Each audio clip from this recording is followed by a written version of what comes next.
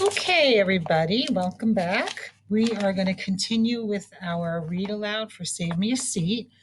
The next two chapters are starting off the day of Wednesday. So we went through the first 2 days of school. We're now on day 3 of the school, Wednesday, and it's Wednesday's food is chili. Um, so you are going to be using your parking lot strategy that we learned about. So you can write in your reader's notebook. You should have a separate page for Save Me a Seat parking lot. And you can do some things that Mr. G has already taught you, like wondering questions, or you could do the visualization. But you can also do other things like if there's a new vocabulary word, you could write that down, or if you had a prediction, or other strategies that Mr. G is going to continue to work on in reading class. So you should have your reader's notebook out, and you should fill in 2 to 3 boxes for this read aloud. Chapter 17, Ravi. When Emma comes in to wake me, she has red chilies and salt in her hand. Sit still, Ravi, she says. I'm going to take away the kandrishti, the curse of the evil eye. Even though I haven't said a word to her about how badly things have been going for me at Albert Einstein Elementary School, somehow my mother has figured it out. The Khandrishti is what's causing your problems, Raja. I'm sure of it, she tells me. I tried to hide my feelings yesterday when I returned home from school. Amma and Pariyama picked me up at the bus stop, bombarding me with a million questions, as usual. Did you show your Vedic math? Was Mrs. Beam impressed? Did she comment on how nice your notebooks look? Did you enjoy the vegetable biryani? Leave me alone, I begged them. That was my mistake. For the rest of the afternoon, Amma and Pariyama chased me around the house, offering me food and drink, hoping to pry some information out of me. What's wrong, Ravi? Amma kept asking. Has something happened? Pariyama even threatened to email Mrs. Beam if I didn't tell her what was bothering me. There was no way I could tell them that I had been laughed at, disrespected, tripped, ridiculed, and forced to eat my lunch in the resource room with the very person who had tripped me. Amma would have been heartbroken. So I faked a stomachache and went to bed early. Amma clutches the salt and chilies tight with both her palms and slowly circles them around me 3 times clockwise, then runs downstairs and throws the potion into a hot skillet. There's a loud crackling sound, and the smell of burnt chilies fill the air. I knew it, I hear Pariyama cry. See how they crackle? Didn't I tell you things would be difficult for us in America? People are jealous. That's it. Jealous of our Ravi and his superior intelligence. If only she knew what they think of me at school. I get dressed and go downstairs, where Amma has made 2 soft idlis for breakfast. Wait, first take this, says Pariyama, shoving a spoonful of pink medicine into my mouth. It tastes horrible, but it is my own fault for having faked a stomachache. Everything is going to be okay, Ravi, Amma says. I've baked some nan katas, my favorite cookies.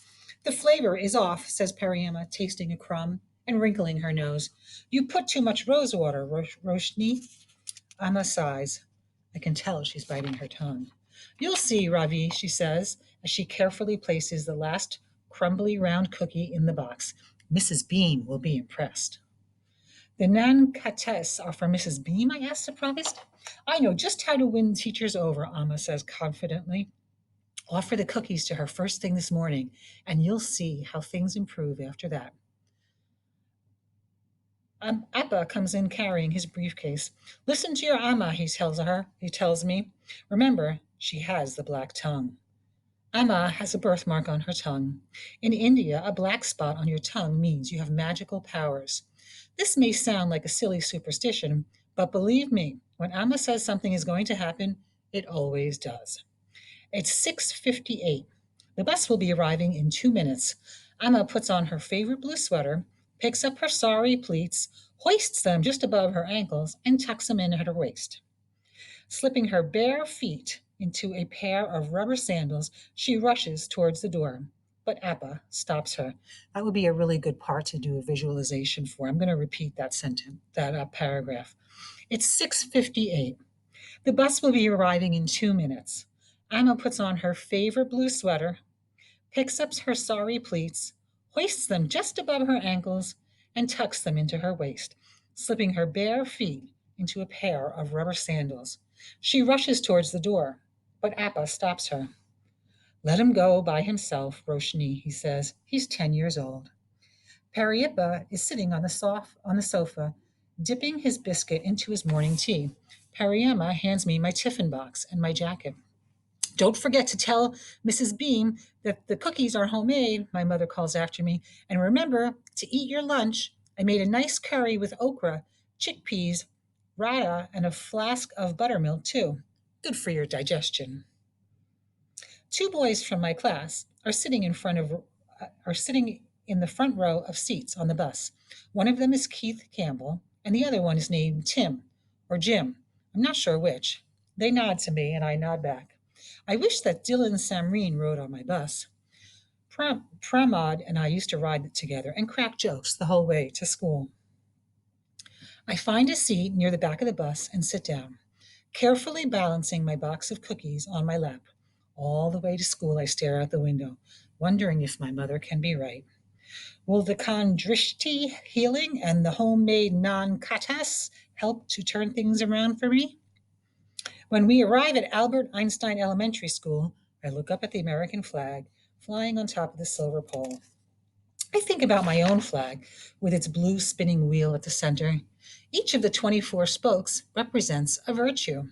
Mrs. Aron had a list of them written on her wall, and she made us memorize them in order.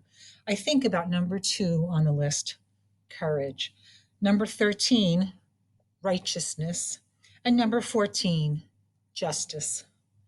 Be proud of who you are, I hear Periama's voice say in my head. Remember where you are from. I take a deep breath, straighten my back, and step off the bus. Bigfoot is standing near the door when I reach room 506. As I walk past him, I keep my eyes on his giant shoes. I will not allow him the pleasure of tripping me again. When I present Mrs. Beam with the cookies, she smiles. In fact, she beams. Ha! How sweet, she tells me. Emma's black tongue was right.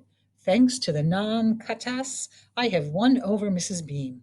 Even her eyebrows seem friendlier today. We'll begin our morning meeting with some silent reading, she tells the class. Following that, you'll go to gym. Things are looking brighter for me already.